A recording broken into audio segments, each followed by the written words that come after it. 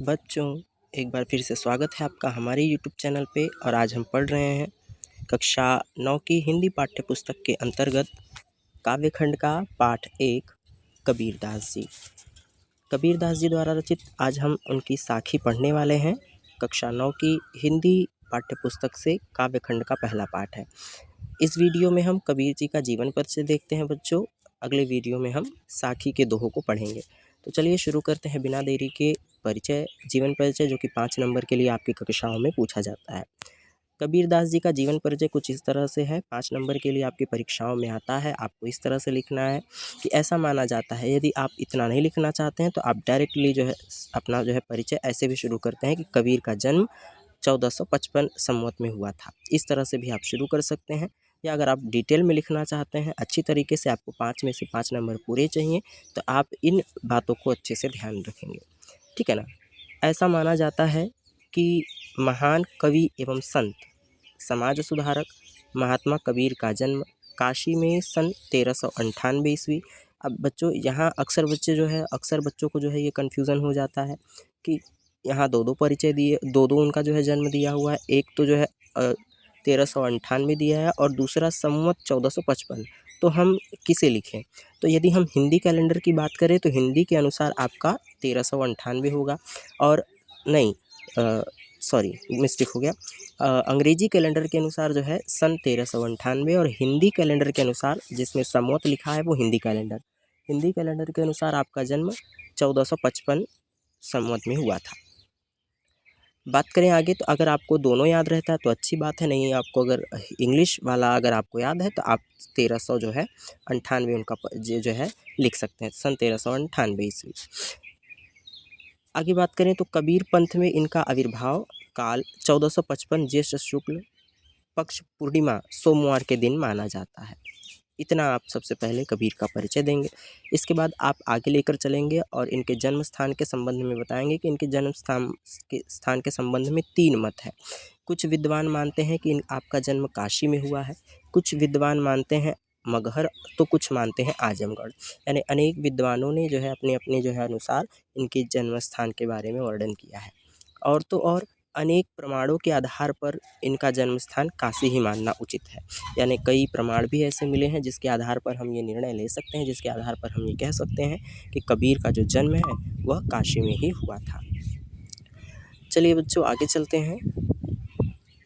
भक्ति परंपरा में यदि हम बात करें कबीर के बारे में, तो कबीर जो है भक्ति काल के कवि थे, ठीक है ना। भक्ति काल में भक्ति परंपरा के प्रसिद्ध कवि थे। ऐसा माना जाता है कि किसी विधवा ब्राह्मणी को स्वामी रामानंद के आशीर्वाद से पुत्र उत्पन्न होने पर उसने समाज के भय से काशी के समीप लहर तारा, जिसको हम लहर तालाब नाम से जानते हैं, उसके पास फेंक दिया था, जहाँ से नूरी या नीरू कह सकते हैं और नीमा नामक जुल्हा दंपत्ति ने उन्हें ले जा कर के पाला पोसा। तो ये कबीर के बारे में जो है ये प्रसिद्ध है। उनके बारे में ऐसा भक्ति परंपरा में देखने को, कबीर के जो है परिचय में देखने को मिलता है कि कबीर का जन्म एक विधवा ब्राह्मणी के यहाँ हुआ था स्वामी रामानंद के आशीर्वाद से। और तब उस विधवा ब्राह्मणी ने समाज के भय से कबीर को काशी के समीप एक स्थान है लहर तारा, जिसको लहर तालाब कहते हैं। आज भी यदि आप काशी आते हैं तो वहाँ लहर तारा है, ठीक है ना। वहाँ एक स्थान है कबीर प्रकाट्य जो है स्थल, जहाँ पर ऐसा माना जाता है कि कबीर यहीं पर जो है पैदा हुए थे या यहीं पे उनको छोड़ा गया था, ठीक। तो लहर तारा में उनको लाकर छोड़ दिया गया, जहाँ से एक मुस्लिम दंपत्ति थे जिनका नाम यहाँ दिया हुआ है नूरी और नीमा नामक जो जुल्हा दंपत्ति थे, उन्होंने जो है कबीर को ले जा कर के उनका पालन पोषण किया और उनका नाम कबीर रख दिया। तो इस तरह से कबीर का नाम जो है कबीर रखा गया। एक बात बच्चों मैं आपको और बता दूं, कबीर बचपन से ही हिंदू और मुसलमान दोनों जो है धर्मों को मानते थे, क्योंकि उन पे दोनों धर्मों का समान जो है संस्कार पड़ा था। कबीर बचपन से ही हिंदू और मुसलमान दोनों धर्मों के संस्कार पड़े। उनका विवाह लोई नामक स्त्री से हुआ। कबीर हिंदू धर्म को भी मानते थे और मुस्लिम धर्म को भी, ठीक है ना। कबीर की बात की जाए विवाह की, तो इनका विवाह लोई नामक जो है स्त्री से हुआ, ठीक है ना। लोई इनकी पत्नी का नाम था और इनके पुत्र और पुत्री भी थे। पुत्र का नाम कमाल और पुत्री का नाम कमाली थी, ठीक है, कमाली था। और तो और कबीर एक महात्मा व्यक्ति थे। कबीर के जो गुरु थे वो स्वामी रामानंद थे, ठीक है ना। यहाँ देखिए बच्चों, आपको नाम दिया है। अक्सर ये विकल्पी प्रश्न में पूछा जाता है कि कबीर के गुरु का नाम, तो कबीर के गुरु का नाम स्वामी रामानंद था, जिससे गुरु मंत्र पाकर ये महान संत बन गए। यानी रामानंद से जो है गुरु मंत्र मिलने के बाद जो है संत कबीर जी एक महान संत बने।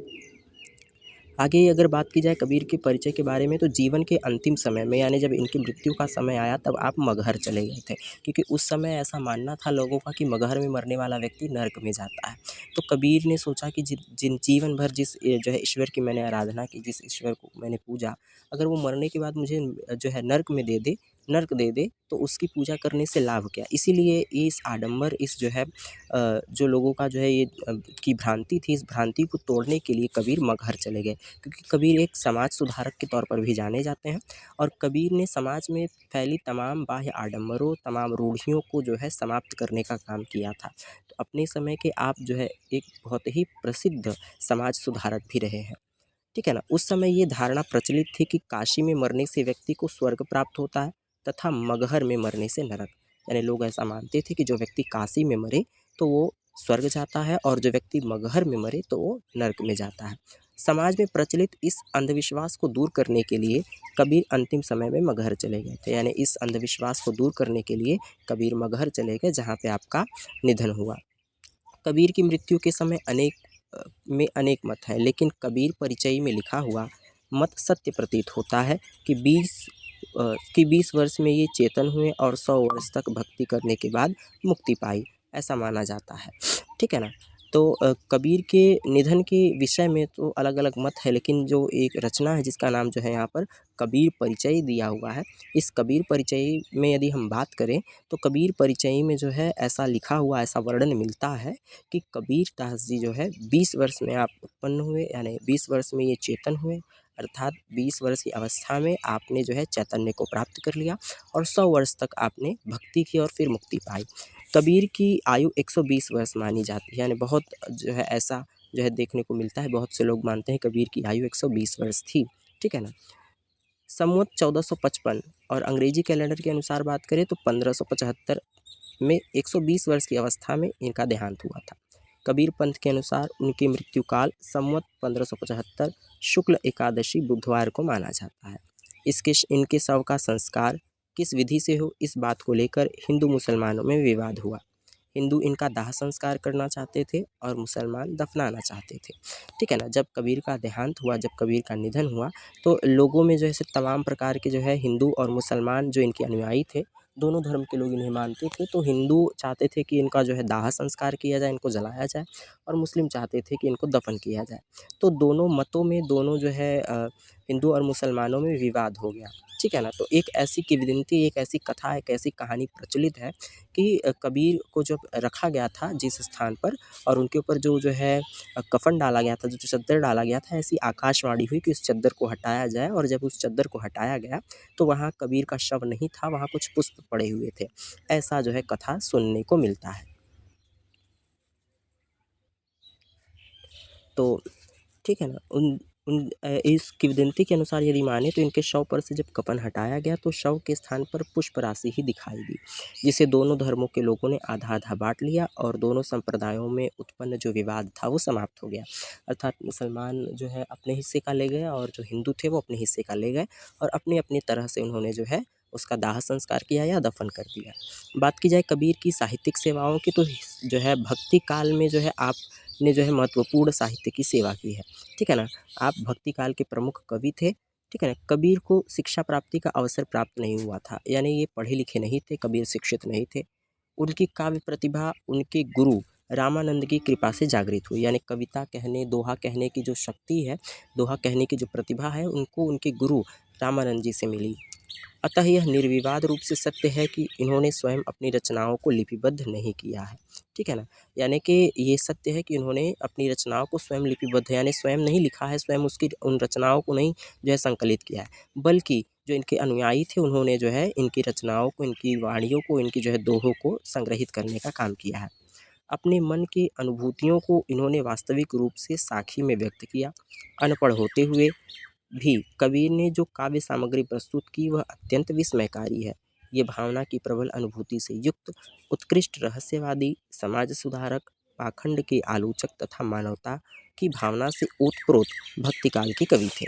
यानी कबीर दास जी जो है अनपढ़ होते हुए भी इनकी जो काव्य प्रस्तुति है वह अत्यंत विस्मयकारी, यानी सुनने वाला व्यक्ति इनकी रचनाओं को सुनकर, इनकी रचनाओं को पढ़कर ऐसा नहीं कह सकता कि कबीर अनपढ़ थे। साथ ही साथ ये जो है उच्च कोटि के जो है विद्वान थे, उत्कृष्ट रहस्यवादी थे, समाज सुधारक भी थे और पाखंड के आलोचक भी थे। यानी जहाँ-जहाँ पाखंड होता उसके प्रति आवाज़ उठाना इनका काम था और भक्ति काल के एक जो है अग्रणी कवि थे। अपनी रचनाओं में इन्होंने मंदिर, तीर्थाटन, माला, नमाज, पूजा पाठ आदि धर्म के बाहरी आचार व्यवहार तथा कर्म कांडों की कठोर शब्दों में निंदा की और सत्य, प्रेम, सात्विकता, पवित्रता, सत्संग, इंद्रिय निग्रह, सदाचार, गुरु महिमा, ईश्वर भक्ति आदि पर विशेष बल दिया है। यानी कबीर बाह्य आडंबरों को बिल्कुल नहीं मानते थे कि ईश्वर को प्राप्त करने के लिए आपको मंदिर मस्जिद जाने की आवश्यकता नहीं, पूजा पाठ की आवश्यकता नहीं, तीर्थ स्थल जाने की आवश्यकता नहीं, माला रचने जपने की आवश्यकता नहीं है, बल्कि आप सत्य के मार्ग पर चलें, प्रेम करें, सात्विकता, पवित्रता और सत्संग और इंद्रियों पर अपना जो है संयम रखें और साथ ही साथ सदाचारी रहें और अपनी गुरु की महिमा करें और ईश्वर की भक्ति निस्वार्थ भाव से ईश्वर की भक्ति करें। यही जो है आपको ईश्वर के नज़दीक लेकर जाता है। तो ऐसा कबीर का मानना था। बात की जाए इनकी रचनाओं के बारे में, तो प्रमुख रूप से जो है जो इनकी रचनाएँ हैं, इनकी रचनाओं को बीजक नाम से जाना जाता है, ठीक है ना? कबीर पढ़े नहीं थे इसलिए इनके संदर्भ में कहा जाता है कागज़ कलम का मसी कागज़ छुओ नहीं, कलम गहो नहीं हाथ। यानी मैंने जो है मसी का अर्थ होता है बच्चों स्याही, कि मैंने जो है स्याही और कागज़ छुआ नहीं और कलम को कभी मैंने हाथ में पकड़ा नहीं। ऐसा कबीर के बारे में माना जाता है, कबीर ने ऐसा स्वयं स्वीकार किया है, ठीक है ना? तो इनकी जो रचनाएँ हैं, इनकी रचनाओं को बीजक नाम से संग्रहित किया गया है। यानी जितने इन्होंने जो है पद गाए, जितने दोहे गाए हैं, उन सभी को बीजक नाम से संग्रहित किया गया है और इस बीजक के 3 भाग कर दिए गए, ठीक है ना? इस बीजक के 3 भाग हैं, साखी, सबद और रमैनी। इन तीनों ही जो है रचनाओं में कबीर की जो है रचनाएँ संग्रहित है, साखी, सबद और रमैनी, ध्यान रखिएगा। पूरा संग्रह जिसका नाम बीजक है और इन जो है बीजक के 3 भाग कर दिए गए। पहला साखी है जो कि संस्कृत के साक्षी का विकृत रूप है, जिसका अर्थ होता है धर्मोपदेश के रूप में प्रयुक्त हुआ है। दूसरा है सबद, यह गेय पद है और संगीतात्मक, इसमें संगीतात्मकता विद्यमान है, इसमें भाव वेश की प्रधानता है। तीसरा है रमैनी और ये चौपाई एवं दोहा छंद में रचित है और इसमें जो है रहस्यवादी और दार्शनिक विचारों को प्रकट किया गया है, ठीक है ना? तो ये कबीर की जो बीजक रचना है उसके 3 हिस्से हुए, साखी, सबद और रमैनी।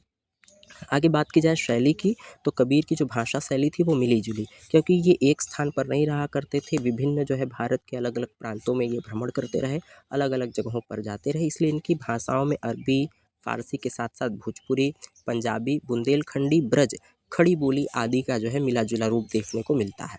कई भाषाओं का मेल हो जाने के कारण विद्वानों ने इनकी जो भाषा है उसको पंचमेल खिचड़ी या पंचरंगी मिली-जुली कहा है, ठीक है ना? इसके अतिरिक्त पंचमेल खिचड़ी या सधुक्कड़ी भाषा भी कहा जाता है, ठीक है ना? तो इनकी भाषा को सधुक्कड़ी भाषा या पंचमेल खिचड़ी कहा जाता है क्योंकि इन्होंने कई भाषाओं का मिला-जुला रूप अपनी रचनाओं में देखने को इनकी रचनाओं में देखने को मिलता है, ठीक है ना? बात की जाए इनकी रचनाओं में, तो इन्होंने दोहा, चौपाई एवं पदों की शैली में जो है रचनाएँ की हैं, ठीक है ना? सफलतापूर्वक प्रयोग किया है, ठीक है? इनकी भाषा शैली व्यंग्यात्मक थी और भावात्मक शैली इनकी भाषा की प्रमुखता थी। तो बच्चों आज का हमारा यह पाठ था, पाठ नहीं, आज का हमारा ये परिचय था कबीर दास जी का, जो हम काव्य खंड के अंतर्गत पहला इनका जो है पाठ पढ़ेंगे, साखी। पाठ से पहले हमने कवि का परिचय देखा और परिचय आपको 5 नंबर के लिए परीक्षाओं में पूछा जाता है। अगर आप पूरा नहीं याद कर सकते तो आप संक्षिप्त में इतना याद कर लें, इतने से ही जो है आपका काम बन सकता है। अब इसको यदि आप याद कर लेते हैं कवि का संक्षिप्त परिचय, तो यहाँ से आप आसानी से जो है परीक्षा में लिख सकते हैं। जैसे जन्म की बात की जाए तो संवत 1455 में, और अगर अंग्रेजी कैलेंडर के अनुसार देखें तो 1398 में आपका जन्म हुआ था। जन्म स्थान कहाँ है आपका? काशी, जो कि उत्तर प्रदेश में है। गुरु का नाम आपके रामानंद था, पत्नी का नाम लुई था, आपके एक पुत्र थे कमाल और पुत्री कमाली थी, भक्ति काल के कवि थे आप, ठीक है ना? भक्ति काल में जो है 2 शाखाएं हुई, सगुण और निर्गुण। तो कबीर दास जी जो है निर्गुण धारा के कवि थे। और निर्गुण धारा में जो है 2 शाखाएँ हुई, एक ज्ञान मार्गी और प्रेम मार्गी। तो कबीरदास जी ज्ञान मार्गी शाखा के जो है कवि थे। बात की जाए रचनाओं की, तो इनकी रचना बीजक नाम से है, जिसके 3 भाग हैं, साखी, सबद और रामायणी। मृत्यु की बात की जाए तो 1500 जो है 75 में आपका देहांत हो गया। तो इस तरह से आप इनका संक्षिप्त परिचय याद करके परीक्षा में लिख सकते हैं और आपको 5 में से 5 पूरे नंबर मिल सकते हैं। तो बच्चों आज के लिए बस इतना ही। अगले पार्ट में हम जो है इनके द्वारा जो रचित हमारा शीर्षक है साखी, उन दोहों को पढ़ेंगे और उन दोहों का हिंदी अनुवाद समझेंगे।